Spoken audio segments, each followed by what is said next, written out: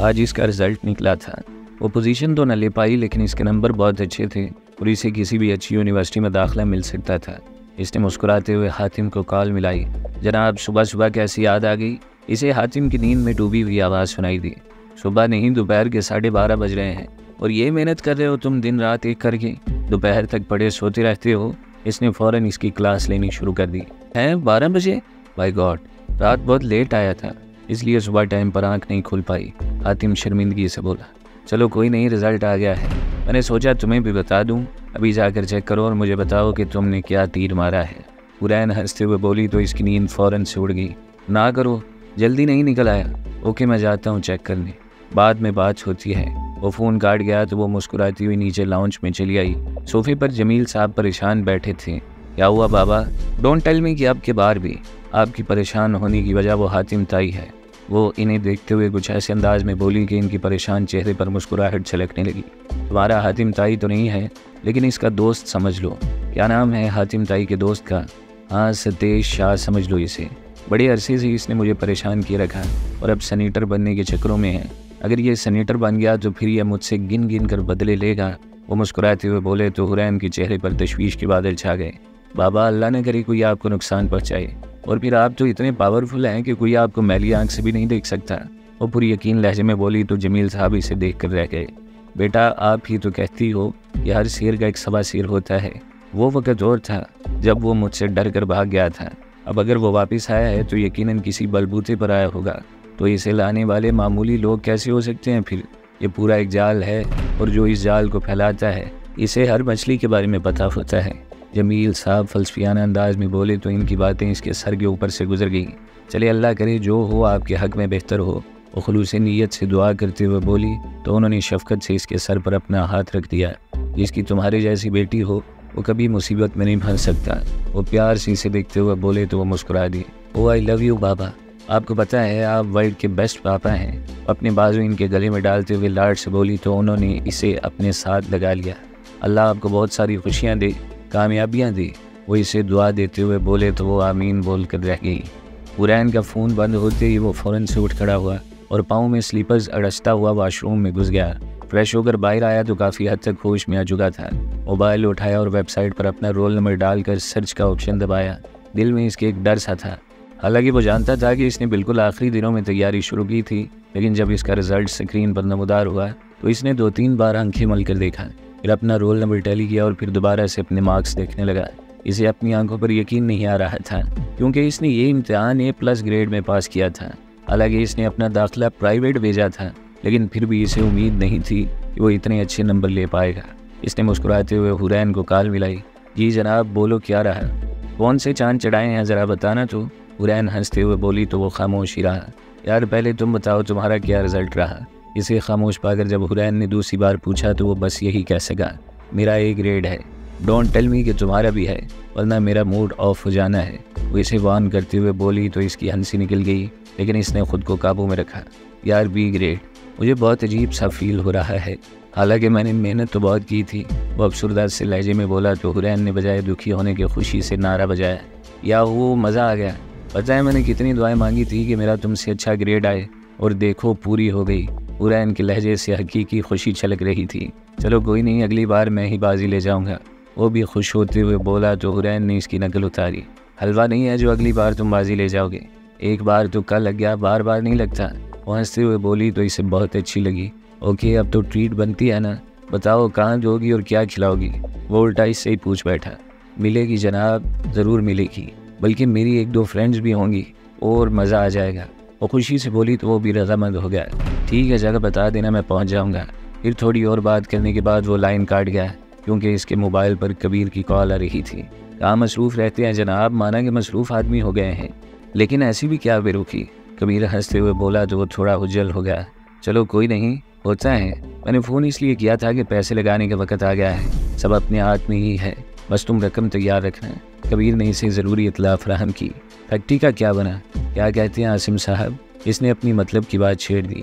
वो तो तैयार बैठे हैं, तुम चाहो तो अभी जा सकते हो, वो बंदा तुम्हारे साथ कर देंगे, बाकी काम बाद में होते रहेंगे। कबीर ने इसे ग्रीन सिग्नल दिया और फिर चंद बातें करने के बाद कॉल काट दी।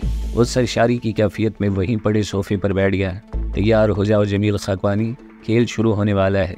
वो आंखें बंद करते हुए बोला और वो वक्त याद करने लगा जब परवेज़ के स्टोर में इसकी जमील खाकवानी से पहली मुलाकात हुई थी और इसने कैसे इसे देखते ही अपना आइडियल मान लिया था।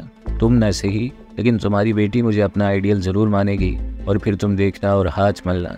वो आंखें खोलता हुआ बोला और उठकर वाशरूम में घुस गया।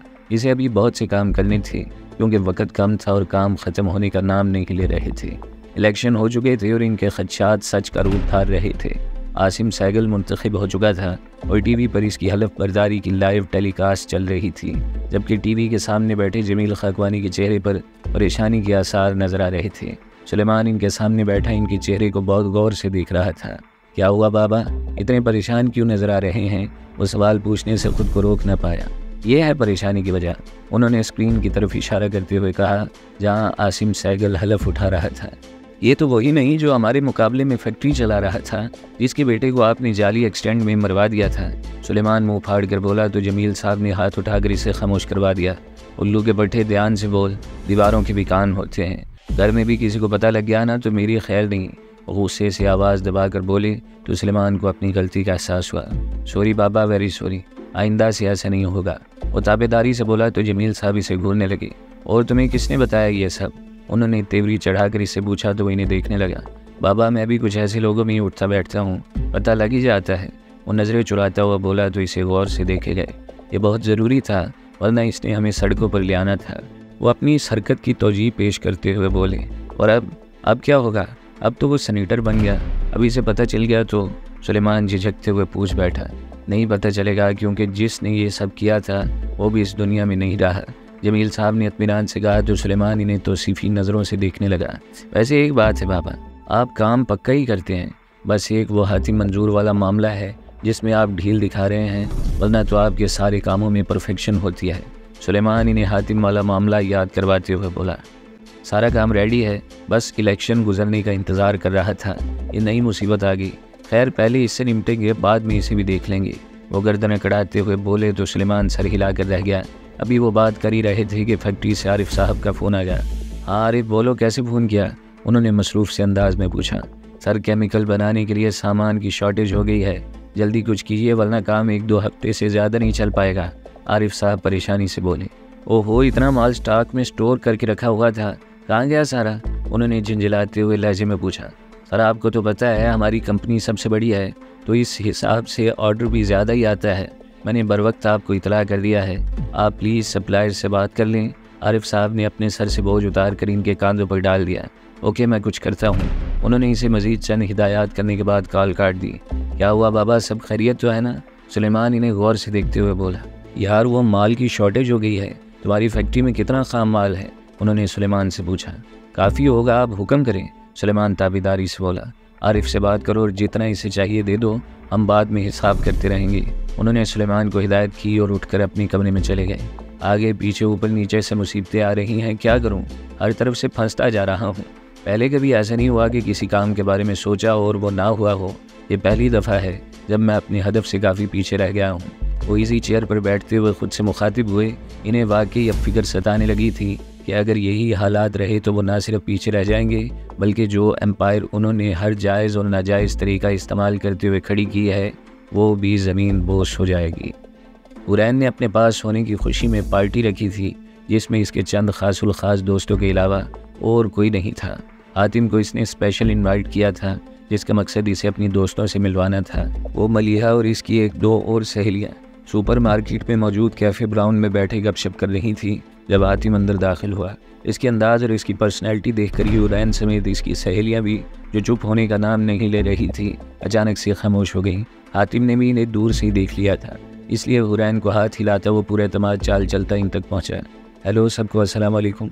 इसने बारी बारी सबकी तरफ देखकर कहा तो सिवाय हुरैन के बाकी सारी खामोश रहीं। वो एक कुर्सी खींचता हुआ इस पर बैठ गया। फ्रेंड्स, इनसे मिलो, ये मेरे बहुत अच्छे दोस्त हैं, मलिक हातिम नसीर। हुरैन ने इसका तारुफ करवाया तो सबको पता चला कि वो हुरैन का दोस्त है, जबकि मलिहा भी इसे टुकुर टुकुर देखे जा रही थी। और इनसे मिलो, ये सारा, ये शानजे और ये मेरी बेस्ट फ्रेंड मलिहा चौधरी। इसने सबका तारुफ भी करवाना ज़रूरी समझा।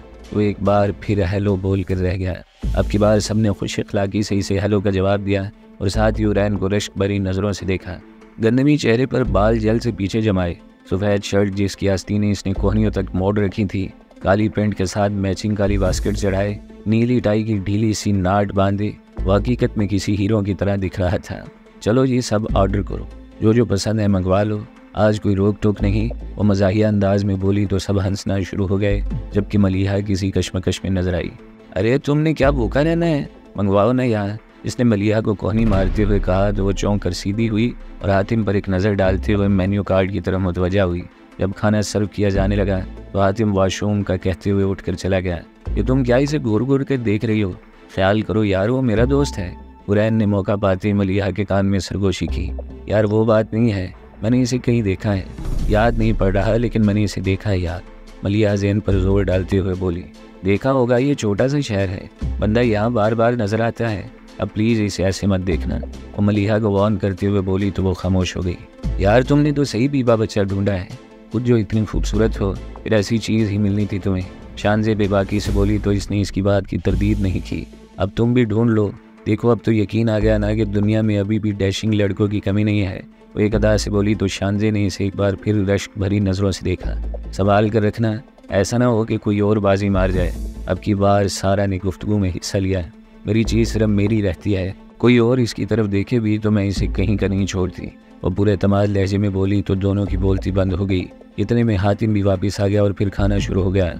बहुत अच्छे माहौल में और गपशप करते हुए खाना खाया गया और फिर थोड़ी देर बैठकर हातिम इनसे इजाज़त लेते हुए बाहर से निकल गया और वो चारों भी बाहर से उठ गईं। सारा और शानज़े अपनी गाड़ी में आई थी, जबकि मलिहा इसके साथ थी। अब तो वापस आ जाओ मैडम, तुम तो हातिम को देखते ही ऐसी मदहोश हुई कि अब तक होश में आने का नाम नहीं ले रही। वो गाड़ी चलाते हुए मलिहा को देखकर इसे छेड़ते हुए बोली। यार दिमाग की सुई एक ही जगह फंसी हुई है, यकीन करो मैंने इसे देखा है और बहुत गौर से देखा है। या अल्लाह मुझे याद आ जाए। मलिहा लाचारी से बोली तो इसका कहका गाड़ी में गूंज उठा। हद करती हो यार, बस भी कर जाओ, या आइसक्रीम खाकर ही जान छोड़नी है। वो इसकी हालत देखकर तंग आते हुए बोली, तुम आइसक्रीम खिलाओ, तब तक मुझे याद आ जाएगा। मलिहा चटखारा लेते हुए बोली तो इसने इसे अफसोस से देखते हुए गाड़ी आइसक्रीम पार्लर के सामने लगाई और ऑर्डर करने लगी। याद आ गया, मैंने कहा था ना मैंने इसे देखा है, अब बताती हूँ कहाँ देखा है। आइसक्रीम खाते खाते मलिहा उछल कर बोली तो इसने अपना सर पीट लिया। ओ बस कर जाए यार, तो अभी तक वहीं फंसी हुई है। अब की बार वो चिढ़ ही गई थी। सुनो तो सही, याद है मैंने एक बार तुम्हें बताया था कि मैं भाई के साथ जा रही थी और एक गाड़ी ने हमारी बाइक को टक्कर मारी थी, याद आया? मलिहा इसे देखते हुए पुरजोश अंदाज में बोली। हाँ बाबा याद है, क्यों इसे भी क्या उन्होंने ही टक्कर मारी थी? वो आइसक्रीम की तरफ मुतवज्जा होते हुए बोली। एग्जैक्टली, इसे भी मारी थी और फिर इसी ने तो इन तीनों का बुरा हाल किया था। मुझे आज भी याद है इसके वो पंच और किक्स, ये अकेला इन तीनों पर भारी पड़ा हुआ था। मलिहा जोश से बोली तो इसने हैरत से इसे देखा। पागल तो नहीं हो गई, वो मम्मी डैडी लड़का है, ये लड़ाई भिड़ाई से कोसों दूर रहने वाला, और तुम इसे एंग्री यंग मैन बनाने पर तुली हुई हो। इसने मलिहा को मशकूक नज़रों से देखा। यार मैं बता रही हूँ ना, मुझे तो इसका वो डायलॉग भी याद है। वो क्या बोला था इसने? हाँ, आइंदा कभी ऐसा मौका आए तो याद रखना कि यहाँ अपने जैसे सर फिरे भी रहते हैं जो तुम जैसों का इलाज अच्छे से जानते हैं। अब दफ़ा हो जाओ यहाँ से और दोबारा यहाँ नज़र नहीं आना। वो हातिम की नकल उतारते हुए बोली तो इसने अफसोस से इसे देखा। ये जिस स्टाइल में तुमने बोला है ना, हातिम में ऐसी कोई बात नहीं है, ना ही इसने कभी ऐसे लहजे में बात किया है। वो मलिहा की अकल पर मातम करते हुए बोली। यार नहीं मानना तो ना मानो, लेकिन मुझे झूठा ना कहो। मैं कसम खाने के लिए तैयार हूँ कि इस दिन मैंने इसे ही देखा था। मलिहा इसके बार बार मजाक उड़ाने पर बुरा मानते हुए बोली। अच्छा बाबा, नाराज़ तो ना होना, मान लेती हूँ, अब आइसक्रीम खाओ, पिघल रही है। वो जान छुड़ाने वाले अंदाज में बोली तो मलिहा नरोठेपन से आइसक्रीम खाना शुरू हो गई और वो ज़ेरे लब मुस्कुराते हुए इसे अजीब नज़रों से देखने लगी। सेनेट का इलेक्शन हो चुका था और अब जमील साहब की सारी तवज्जो हातिम मंजूर की जानिब मरकूज़ हो चुकी थी। उन्होंने पहली फुर्सत में अपने पाले हुए सरकारी अफसर इस काम में लगा दिए कि हातिम की हाउसिंग सोसाइटी पर काम किया जाए और इसे गैर कानूनी करार दे दिया जाए। बड़ी तगदों के बाद इनकी मुराद बराई और चंद अफसरान की टीम एवरनेस के हेड ऑफिस पहुंच गई। वो सीधा चेयरमैन के कमरे में पहुंचे और दरवाज़ा खोलते हुए अंदर दाखिल हुए। सामने ही मुनीर कुर्सी की पुश्ते से टेक लगाकर बैठा हुआ था। आप हातिम साहब हैं? जो उनमें सबसे सीनियर था उसने रोब से पूछा। नहीं, मैं हातिम नहीं हूँ और वो ऐसे किसी से नहीं मिलते। आप काम बताएं, फिर ही कोई राह निकल सकती है मुलाकात की। मुनीर बेपरवाही से बोला। इसे अंदाज़ा तो हो चुका था कि वो सब किस बलबूते पर यहाँ खड़े हैं, इन्हें फ़ौरन यहाँ बुलाएं, हमें इनसे बात करनी है। वही अफसर अब की बार बड़े क्रोफर से बोला। आप बाहर वेटिंग रूम में तशरीफ़ रखिए, मैं इनसे बात करके आपको बताता हूँ। मुनीर ने बड़ी मुश्किल से अपने अंदर उठते उबाल को काबू में किया और वो सब इसे एक नज़र घूरते हुए बाहर निकल गए। इनके जाते ही मुनीर ने हातिम को कॉल मिलाई।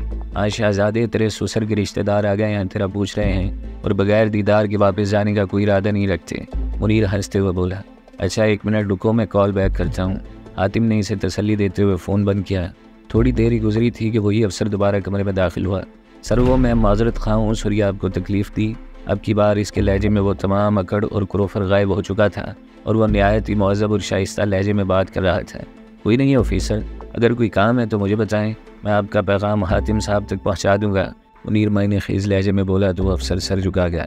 सर बस हमारा सलाम कह दीजिएगा हातिम साहब को, अब हम चलते हैं। वो सलाम करता हुआ कमरे से निकल गया तो मुनीर ने अपनी रोकी हुई हंसी को निकल जाने का रास्ता दिया। हलवा है क्या सालो, मुंह उठाकर अंदर घुस आए और हातिम से मिलने की तमन्ना कर दी। वो हंसते हुए बोला और फ़ोन उठाकर हातिम का नंबर मिलाने लगा था कि इसकी कॉल आ गई। हाँ दफ़ा हो गए हरामज़ादे, इसके फ़ोन उठाते ही हातिम बोला, हाँ जी दफ़ा हो गए, और आप जनाब को सलाम देकर गए हैं। मुनीर हंसते हुए बोला तो हातिम ने इसे 1-2 मज़ीद हिदायत करते हुए फ़ोन बंद कर दिया। कभी के दिन बड़े और कभी की रातें। एक वक्त था जब इन जैसों को देखकर हवा टाइट हो जाया करती थी और आज यही सलाम ठोक कर गए हैं। वाह रे पैसा, बड़ी ताकत है तेरे में। वो माथे पर हाथ रखकर सैल्यूट करता हुआ बोला और टेबल से उठकर खिड़की में आकर खड़ा हो गया। हातिम के ड्रीम होम पर वो काम शुरू करवा चुका था और दूर पहाड़ी पर इसे घर के खदोखाल नजर आ रहे थे। वक्त की बात है, सोचा भी नहीं था कि अपनी किस्मत में ऐसा घर होगा जिसे देखने लोग आया करेंगे। वो मसरूर से अंदाज में बोला और अजान की आवाज़ सुनते ही वाशरूम में वज़ू करने घुस गया। वो सरकारी अफसर जमील खाकवानी के सामने सर झुकाए खड़ा था और वो इस पर ऐसे बरस रहे थे जैसे सामन में बरसात का बरसना फ़र्ज़ है। जब हमारा सारा होमवर्क कंप्लीट था तो क्या मौत पड़ी थी कि तुम लोग नाकाम लौट आए। इसने तुम्हें मिलना तो क्या देखना तक गवारा नहीं किया। वो मुँह से झाग उड़ाते हुए बोले, सर जी मेरी क्या गलती है, मैं तो पूरी तैयारी से गया था कि ऊपर से फ़ोन आ गया कि हमें वापस आना पड़ा। वो ताबेदारी से बोला, कौन सा फ़ोन आ गया, किसकी इतनी जुर्रत हुई जो मेरे काम में रोड़े अटकाए। इनका बस नहीं चल रहा था कि सब कुछ तहस नहस करके रख दें। अब मुझे क्या मालूम, मैंने बोला भी था कि ये जमील साहब का ज़ाती टास्क है जो हमें मिला है, लेकिन फिर भी हमारी एक ना सुनी गई और हमें फौरी तौर पर वापस आने का ऑर्डर दिया गया। वो लाचारी से बोला तो जमील साहब हैरान रह गए। तुम जाओ, तुम्हारी औकात नहीं, मैं अब खुद इस मामले को देखूंगा। वो नखवत से इसे जाने का इशारा करते हुए बोले, फिर अपना फ़ोन उठाकर कॉल मिलाई। हाँ जी, ये मैं क्या सुन रहा हूँ, क्या आपके बंदे वापस चले आए? क्या इस दिन के लिए आप लोगों को पाल रखा था मैंने? वो इस टीम के इंचार्ज और सेक्शन ऑफिसर को झाड़ पिलाते हुए बोले, सर आपने जो काम कहा वो कोई बड़ा मसला नहीं था, लेकिन हमें ऑर्डर ही इतने ऊपर से आए कि हम बेबस होकर रह गए। इसने डरते हुए जवाब दिया, क्या मतलब इतने ऊपर से ऑर्डर आया, खुलकर बात करो यार। वो झिंझलाए हुए लहजे में बोला, सर ये आप हमारे हेड ऑफ डिपार्टमेंट से पूछें, मेरी इतनी औकात नहीं कि मैं इनसे बहस कर सकूं। सेक्शन ऑफिसर भी साफ अपनी जान बचा गया तो उन्होंने बगैर कोई बात किए फ़ोन ही काट दिया और अपना सर पकड़कर बैठ गई। ये इनकी ज़िंदगी में पहली बार था जब एक चीज़ उन्होंने सोची थी और हो नहीं पा रही थी, वरना इनके इशारे पर बड़े बड़े काम हो जाया करते थे। हेड ऑफ डिपार्टमेंट तक इनकी पहुंच तो थी, लेकिन वो इसे अपनी ज़ाती काम का नहीं बोल सकते थे, और जब इसकी तरफ से ही मना कर दिया गया था तो इसका मतलब था कि यह हुक्म कहीं बहुत ऊपर से ही आया था। वो थोड़ी देर सोचते रहे और फिर दूसरी पार्टी से बात करने का सोचा जिसे उन्होंने इस फैक्ट्री पर लगाया हुआ था जो हातिम को खाम माल सप्लाई कर रही थी। अभी वो फ़ोन मिलाने ही लगे थे कि इनकी अपनी फैक्ट्री से आरिफ साहब की कॉल आ गई। हाँ बोलो आरिफ, उन्होंने मसरूफ़ से अंदाज में फ़ोन कान से लगाते हुए कहा। सर वो सुलेमान साहब ने माल भेजा था वो पहुंच चुका है, लेकिन मैं ये बता दूं कि ये 1 महीने से ज़्यादा नहीं चल पाएगा। बेहतर है कि आप अभी से कह दें ताकि काम में कोई ताख़ीर ना हो। आरिफ साहब ने जवाब पेश करते हुए कहा तो उन्होंने ओके कहकर कॉल काट दी और फिर हातिम वाला मामला पसे पुश्त डालते हुए अपने चक्रों में मसरूफ़ हो गए। इन्हें अभी तक यही हज़म नहीं हो रहा था कि जिस काम को वो बहुत मामूली समझ रहे थे वो इनके गले में फंसी हड्डी साबित होगा। एक ठंडी सांस खारिज करते हुए उन्होंने फ़ोन उठाया और माल सप्लाई करने वाली कंपनियों को फ़ोन खड़काने लगे।